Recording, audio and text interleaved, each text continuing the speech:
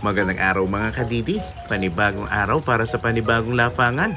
Ipapakita ko naman sa inyo kung paano ko linutong pritong hipon sa sarili kong paraan. Hugasan at banlawan ng mga hipon, balatan at tanggalan ng ulo tulad ng ginawa ko.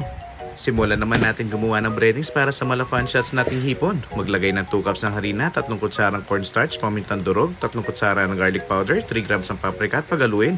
Maghiwalay na din ng 5 kutsara na mixtures para sa wet butter.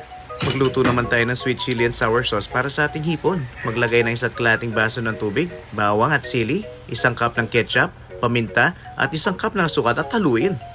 Tara, magpainin na tayo ng kawali. Maglagay ng sapat na dami ng mantika at isa lang ang breaded shrimps. Prituhin ng mga ito hanggang sa mag-golden brown na magkabilaan. Ang goal kasi natin dito, magmukhang fun shots ang ating mga hipon. Halika, sumabay ka na. Tikman natin at panoorin mo ito hanggang sa dulo, pre.